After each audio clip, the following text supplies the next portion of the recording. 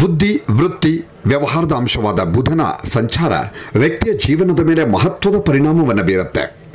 ಪೂರ್ವಾಷಾಢ ನಕ್ಷತ್ರವನ್ನು ಪ್ರವೇಶಿಸಿರುವ ಬುಧನು ಎಲ್ಲ 12 ರಾಶಿಯವರ ಉದ್ಯೋಗ, ವ್ಯವಹಾರ ಮತ್ತು ಆರ್ಥಿಕ ಸ್ಥಿತಿಯ ಮೇಲೆ, ಹಣಕಾಸಿನ ಸ್ಥಿತಿಯ ಮೇಲೆ ಪರಿಣಾಮವನ್ನು ಬೀರ್ತಾನೆ. ಹಾಗಾಗಿ ಬುಧನ ಸಂಚಾರ 12 ರಾಶಿಗಳ 12 ರಾಶಿಯವರ ಉದ್ಯೋಗ, ವ್ಯವಹಾರ, ಆರ್ಥಿಕ ಸ್ಥಿತಿಯ ಮೇಲೆ ಯಾವ ರೀತಿ ಪರಿಣಾಮ ಬೀರುತ್ತೆ ಅನ್ನೋದನ್ನು ಈ ವಿಡಿಯೋದಲ್ಲಿ ನಾನು ಸಂಪೂರ್ಣವಾಗಿ ಹೇಳ್ತಾ ಹೋಗ್ತೀನಿ. ವೈದಿಕ ಜ್ಯೋತಿಷ್ಯದ ಪ್ರಕಾರ ಬುಧ ಗ್ರಹ ಜನವರಿ 20ನೇ ತಾರೀಕು ಪೂರ್ವಾಷಾಢ ನಕ್ಷತ್ರವನ್ನು ಪ್ರವೇಶ ಮಾಡಿದ್ದಾನೆ. ಪೂರ್ವಾಷಾಢ ನಕ್ಷತ್ರದ ಅಧಿಪತಿ ಶುಕ್ರ ಮತ್ತು ಇದು ಬುಧನ ಸ್ನೇಹಿ ಗ್ರಹ. ಶುಕ್ರ ಗ್ರಹ ಅನ್ನುವಂಥದ್ದು ಬುಧನ ಸ್ನೇಹಿ ಗ್ರಹ.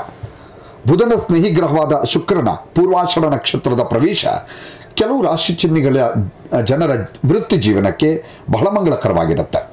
ಹಾಗಾಗಿ ಎಲ್ಲ 12 ರಾಶಿಗಳ ಮೇಲೆ ಬುಧನ ನಕ್ಷತ್ರದ ಸಂಕ್ರಮಣ ಯಾವ ರೀತಿ ಪರಿಣಾಮ ಬೀರುತ್ತೆ, ಪೂರ್ವಾಷಾಢ ನಕ್ಷತ್ರಕ್ಕೆ ಬುಧ ಹೋಗಿರೋದ್ರಿಂದ 12 ರಾಶಿಯವರ ಮೇಲೆ ಯಾವ್ಯಾವ ರೀತಿ ಪರಿಣಾಮ ಬೀರುತ್ತೆ ಅನ್ನೋದನ್ನು ಹೇಳ್ತಾ ಹೋಗ್ತೀನಿ.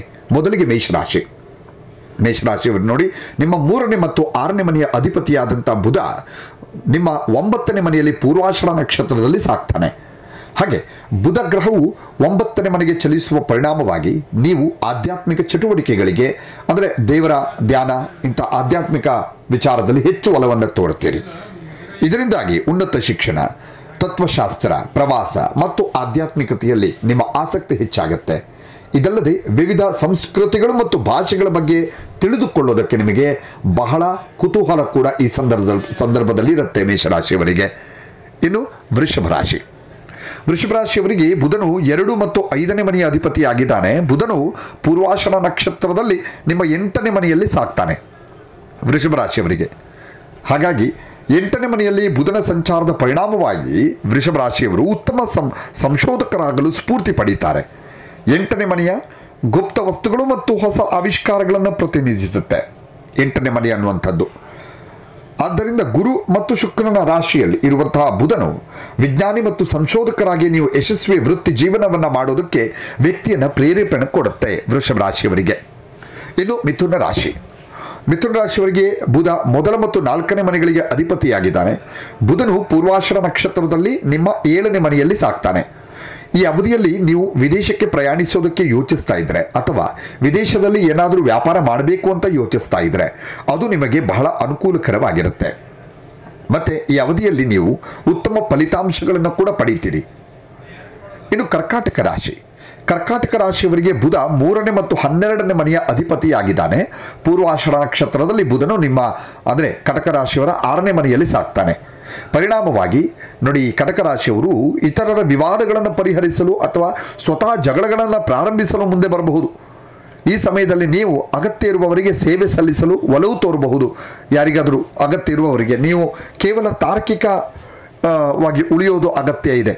ತಾರ್ಕಿಕವಾಗಿ ಉಳಿಬೇಕಾಗತ್ತೆ. ನೀವು ಯಾವ ಕಡೆನೂ ಹೋಗದೇ ಇರೋದು ಒಳ್ಳೆಯದು. ಯಾಕಂದರೆ ಯಾರ್ದೋ ಜಗಳ ಬಿಡಿಸೋಕೆ ಹೋಗಿ ಮತ್ತೆ ನೀವೇ ಮೈ ಮೇಲೆ ಹೇಳ್ಕೊಂಡಾಗುತ್ತೆ. ಹಾಗಾಗಿ ಕರ್ಕಾಟಕ ರಾಶಿಯವರು ಇಂಥ ವಿಚಾರದಲ್ಲಿ ಸ್ವಲ್ಪ ಎಚ್ಚರಿಕೆಯನ್ನು ವಹಿಸಬೇಕಾಗತ್ತೆ. ಇನ್ನು ಸಿಂಹರಾಶಿ. ಸಿಂಹರಾಶಿಯವರಿಗೆ ಬುಧನು 2 ಮತ್ತು 5ನೇ ಮನೆಯ ಅಧಿಪತಿಯಾಗಿದ್ದಾನೆ. ಬುಧನು ನಿಮ್ಮ 5ನೇ ಮನೆಯಲ್ಲಿ ಪೂರ್ವಾಷಾಢ ನಕ್ಷತ್ರದಲ್ಲಿ ಸಾಕ್ತಾನೆ. 5ನೇ ಮನೆಯಲ್ಲಿ ಬುಧನು ನಿಮ್ಮನ್ನು ಸೃಜನಶೀಲರನ್ನಾಗಿ ಮಾಡುತ್ತೆ. ಸಿಂಹರಾಶಿಯವರಿಗೆ ನೀವು ನಟನೆಯಲ್ಲಿ ಬಹಳ ಪರಿಣಿತಿ ಹೊಂದಿರ್ತೀರಿ. 5ನೇ ಮನೆಯಲ್ಲಿ ಬುಧ ಸಂಕ್ರಮಣದ ಪರಿಣಾಮವಾಗಿ ನಿಮ್ಮ ಮಾತು ಮಧುರವಾಗಿರುತ್ತೆ. ನೋಡಿ, ನೀವು ನಟನೆಯಲ್ಲಿ ಅಂದರೆ ನಿಮಗೆ ನಟನ ಕಲೆ ಇದೆ, ಅದರಲ್ಲಿ ಬಹಳ ಪರಿಣಿತಿಯನ್ನು ಹೊಂದಿರ್ತೀರಿ. ಮಾತು ಅಷ್ಟೇ ಬಹಳ ಮಧುರವಾಗಿರುತ್ತೆ. ಮತ್ತು ನಿಮ್ಮ ಮಾತಿನ ವಿಧಾನದಿಂದ ನೀವು ಇತರರ ಮೇಲೆ ಸಿಂಹರಾಶಿಯವರು ಪ್ರಭಾವ ಬೀರೋದಕ್ಕೆ ಸಾಧ್ಯವಾಗುತ್ತೆ. ನಿಮ್ಮ ಮಾತಿನಿಂದಲೇ ಕೆಲಸವನ್ನು ನೀವು ಮಾಡ್ಕೊಳ್ತೀರಿ. ಇನ್ನು ಕನ್ಯರಾಶಿ. ಕನ್ಯರಾಶಿಯವರಿಗೆ ಬುಧ ಮೊದಲ ಮತ್ತು 10ನೇ ಮನೆಯ ಅಧಿಪತಿಯಾಗಿದ್ದಾನೆ. ಬುಧನು ನಿಮ್ಮ 4ನೇ ಮನೆಯಲ್ಲಿ ಪೂರ್ವಾಷಾಢ ನಕ್ಷತ್ರದಲ್ಲಿ ಸಾಕ್ತಾನೆ. ಪರಿಣಾಮವಾಗಿ ಕನ್ಯರಾಶಿಯವರಿಗೆ ಈ ಅವಧಿಯಲ್ಲಿ ಕಲ್ಪನೆಯಲ್ಲಿ ಕಳೆದು ಹೋಗ್ತೀರಿ. ನೀವು ವಿಭಿನ್ನ ಯೋಜನೆಗಳನ್ನು ರೂಪಿಸಲಿದ್ದೀರಿ. ಕಲ್ಪನೆ ಅಂತಂದರೆ ಏನು, ಕನಸಿನ ಲೋಕದಲ್ಲಿರ್ತೀರಿ ನೀವು. ನಿಮ್ಮ ಜ್ಞಾಪಕ ಶಕ್ತಿ ಉತ್ತಮವಾಗಿರುತ್ತೆ ಕನ್ಯರಾಶಿಯವರಿಗೆ. ಮತ್ತು ನೀವು ಸಾಕಷ್ಟು ಮಾಹಿತಿಯನ್ನು ಉಳಿಸ್ಕೊಳ್ತೀರಿ. ಅಂದರೆ ಬೇರೆಯವರಿಗೆ ಹೇಳಿಕೊಳ್ಳೋದಕ್ಕೆ ಹೋಗೋದಿಲ್ಲ, ತಮ್ಮಲ್ಲೇ ಉಳಿಸ್ಕೊಳ್ತೀರಿ. ಯಾಕಂದರೆ 4ನೇ ಮನೆಯಲ್ಲಿ ಬುಧನು ಹೆಚ್ಚಿನ ಜ್ಞಾನವನ್ನು ನೀಡ್ತಾನೆ ನಿಮಗೆ. ಈ ಸಮಯದಲ್ಲಿ ನೀವು ಜ್ಯೋತಿಷ್ಯದ ಜ್ಞಾನವನ್ನು ಕೂಡ ಪಡಿಬಹುದು ಕನ್ಯರಾಶಿಯವರು. ಇದರ ಹೊರತಾಗಿ ನೀವು ಇತಿಹಾಸ, ಮನೋವಿಜ್ಞಾನ ಅಥವಾ ರಾಜಕೀಯಕ್ಕೆ ಸಂಬಂಧಿಸಿದ ವಿಷಯಗಳಲ್ಲಿ ಹೆಚ್ಚು ಆಸಕ್ತಿಯನ್ನು ಹೊಂದಿರ್ತೀರಿ. ನೀವು ಈ ವಿಷಯಗಳಲ್ಲಿ ಉತ್ತಮವಾಗಿ ಕಾರ್ಯನಿರ್ವಹಿಸುವ ಮತ್ತು ಉತ್ತಮ ಫಲಿತಾಂಶಗಳನ್ನು ಪಡೆಯುವಂತಹ ಸಾಧ್ಯತೆಗಳು ಕೂಡ ಕನ್ಯಾ ರಾಶಿಯವರಿಗಿದೆ. ಇನ್ನು ತುಲಾರಾಶಿಯವರಿಗೆ ಬುಧ 9 ಮತ್ತು 12ನೇ ಮನೆಯ ಅಧಿಪತಿಯಾಗಿರ್ತಾನೆ. ಪೂರ್ವಾಷಾಢ ನಕ್ಷತ್ರದಲ್ಲಿ ಬುಧನು ಅಂದರೆ ತುಲಾರಾಶಿಯವರ 3ನೇ ಮನೆಯಲ್ಲಿ ಸಾಕ್ತಾನೆ. ಈ ಮನೆಯಲ್ಲಿ ಸಮರ್ಥವಾಗಿ ನೀವು ಕೆಲಸಗಳನ್ನು ಮಾಡೋದಕ್ಕೆ, ಈ ಮನೆಯಲ್ಲಿ ಬುಧನ ಪ್ರಭಾವದಿಂದಾಗಿ ನೀವು ನಿಮ್ಮ ಮಾಧುರ್ಯದ ಮಾತುಗಳಿಂದ ಎಲ್ಲ ಕೆಲಸಗಳನ್ನು ಸಮರ್ಥವಾಗಿ ಮಾಡೋದಕ್ಕೆ ಸಾಧ್ಯವಾಗುತ್ತೆ. ಈ ಬುಧನ ಸಾಗಣೆ ಏನಿದೆಯಲ್ಲ, ಇಲ್ಲಿ ಪೂರ್ವಾಷಾಢ ನಕ್ಷತ್ರಕ್ಕೆ ಸಾಗಣೆ ಮಾಡುವಂಥದ್ದು, ಇದು ನಿಮಗೆ ಬಹಳ ಅದ್ಭುತವಾಗಿರುತ್ತೆ ತುಲಾರಾಶಿಯವರಿಗೆ. ಮತ್ತು ಯೋಚಿಸುವ ಮತ್ತು ಅರ್ಥ ಮಾಡಿಕೊಳ್ಳುವಂತಹ ನಿಮ್ಮ ಸಾಮರ್ಥ್ಯ ಹೆಚ್ಚಾಗತ್ತೆ.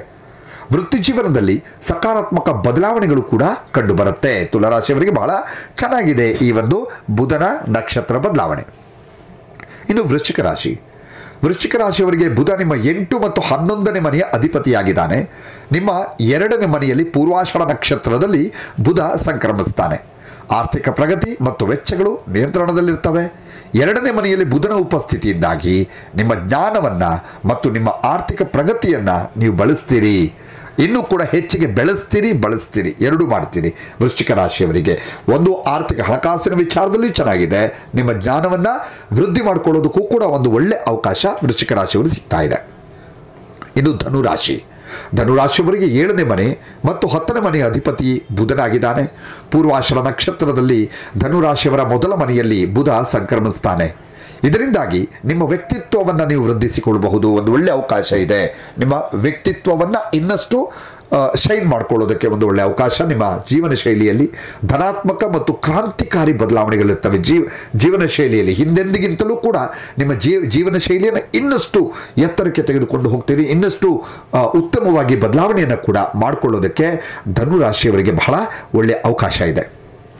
ಇನ್ನು ಮಕರ ರಾಶಿಯವರಿಗೆ ಬುಧನು 6 ಮತ್ತು 9ನೇ ಮನೆಯ ಅಧಿಪತಿಯಾಗಿದ್ದಾನೆ. ಬುಧನು ನಿಮ್ಮ 12ನೇ ಮನೆಯಲ್ಲಿ ಪೂರ್ವಾಷಾಢ ನಕ್ಷತ್ರದಲ್ಲಿ ಸಾಕ್ತಾನೆ. ಮಕರ ರಾಶಿಯವರ 12ನೇ ಮನೆಯಲ್ಲಿ ಪೂರ್ವಾಷಾಢ ನಕ್ಷತ್ರದಲ್ಲಿ ಬುಧ ಸಾಕ್ತಾನೆ. ಇದರ ಪರಿಣಾಮವಾಗಿ ನೀವು ತಾತ್ವಿಕ ಶಿಕ್ಷಣ ಮತ್ತು ನಿಗೂಢ ವಿಜ್ಞಾನಗಳ ಕಡೆಗೆ ಹೆಚ್ಚು ಒಲವನ್ನು ತೋರ್ತೀರಿ. ಈ ಸಮಯದಲ್ಲಿ ನಿಮ್ಮ ಮಾನಸಿಕ ಸಾಮರ್ಥ್ಯ ಹೆಚ್ಚಾಗುತ್ತೆ, ಬಲಗೊಳ್ಳುತ್ತೆ ಮತ್ತು ನೀವು ತಾರ್ಕಿಕವಾಗಿ ಯೋಚಿಸ್ತೀರಿ. ನಿಮ್ಮ ಆಲೋಚನೆಯನ್ನು ವಾಸ್ತವವಾಗಿ ಇರಿಸಿಕೊಳ್ಳೋದಕ್ಕೆ ನೀವು ಒಂದು ವಿಷಯವನ್ನು ನೆನಪಲ್ಲಿಟ್ಟುಕೊಳ್ಳೇಬೇಕಾಗತ್ತೆ. ಇನ್ನು ಕುಂಭರಾಶಿಯವರಿಗೆ ಬುಧನು 5 ಮತ್ತು 8ನೇ ಮನೆಯ ಅಧಿಪತಿಯಾಗಿದ್ದಾನೆ. ಬುಧನು ನಿಮ್ಮ 11ನೇ ಮನೆಯನ್ನು, ಕುಂಭರಾಶಿಯವರ 11ನೇ ಮನೆಯಲ್ಲಿ ಪೂರ್ವಾಷಾಢ ನಕ್ಷತ್ರದಲ್ಲಿ ಸಾಕ್ತಾನೆ. ಈ ಸಾಗಣೆ ನಿಮಗೆ ಬಹಳ ಅದ್ಭುತವಾಗಿದೆ. ಕುಂಭರಾಶಿ ಅಧಿಪತಿಯಾದ ಶನಿಯ ಸ್ನೇಹಿ ಗ್ರಹವಾದ ಬುಧ ಖಂಡಿತವಾಗಿಯೂ ನಿಮಗೆ ಒಳ್ಳೆಯ ಸಮಯವನ್ನು ಕೊಡ್ತಾ ಇದ್ದಾನೆ. ಅದನ್ನು ನೀವು ಸದ್ಬಳಕೆಯನ್ನು ಮಾಡಿಕೊಳ್ಬೇಕು ಮತ್ತು ನೀವು ಹೆಸರು, ಖ್ಯಾತಿ ಜೊತೆಗೆ ಸಾಕಷ್ಟು ಹಣವನ್ನು ಕೂಡ ಗಳಿಸ್ತೀರಿ. ಜೊತೆಗೆ ಸಮಾಜದಲ್ಲಿ ನಿಮ್ಮ ಖ್ಯಾತಿ ಇನ್ನಷ್ಟು ಉತ್ತುಂಗಕ್ಕೆ ಇರುತ್ತೆ. ಕುಂಭರಾಶಿಯವರಿಗೆ ಈ ಸಮಯವನ್ನು ನೀವು ಸದ್ಬಳಕೆ ಮಾಡಿಕೊಳ್ಬೇಕು, ಸದುಪಯೋಗಪಡಿಸ್ಕೊಳ್ಬೇಕು.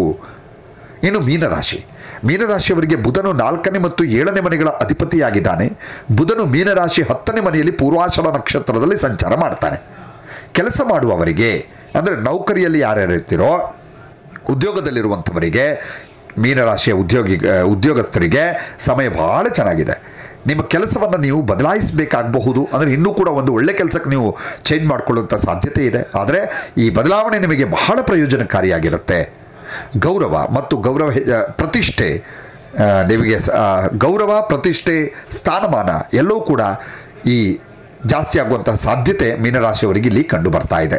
ಒಟ್ಟಾರೆಯಾಗಿ ಬುಧ ಪೂರ್ವಾಷಾಢ ನಕ್ಷತ್ರದಲ್ಲಿ ಚಲಿಸ್ತಾ ಇರೋದರಿಂದ ಈ 12 ರಾಶಿಯವರಿಗೂ ಕೂಡ ವಿವಿಧ ರೀತಿಯಲ್ಲಿ ತನ್ನದೇ ಆದಂಥ ಪರಿಣಾಮವನ್ನು ಬುಧ ಬೀರ್ತಾ ಇದ್ದಾನೆ. ಯಾರ್ಯಾರು ಸದುಪಯೋಗ ಪಡಿಸ್ಕೊಳ್ಬೇಕು ಅಂತ ಹೇಳಿದ್ರು ಅವರೆಲ್ಲರೂ ಕೂಡ ಸಮಯವನ್ನು ಸರಿಯಾಗಿ ಸದುಪಯೋಗ ಪಡಿಸಿಕೊಂಡು ಜೀವನದಲ್ಲಿ ಪ್ರಗತಿಯತ್ತ ಹೆಜ್ಜೆಯನ್ನು ಇಡುವಲ್ಲಿ ಪ್ರಯತ್ನಿಸಬೇಕು. ಇನ್ನಷ್ಟು ವಿಡಿಯೋಗಳಿಗಾಗಿ ಮೀಡಿಯಾ 18 ಕರ್ನಾಟಕ ಚಾನಲನ್ನು ಸಬ್ಸ್ಕ್ರೈಬ್ ಮಾಡಿ ಹಾಗೂ ಹೊಸ ವಿಡಿಯೋಗಳ ಅಪ್ಡೇಟ್ಗಳಿಗಾಗಿ ಬೆಲ್ ಐಕನ್ ಅನ್ನು ಕ್ಲಿಕ್ ಮಾಡಿ. Thank you.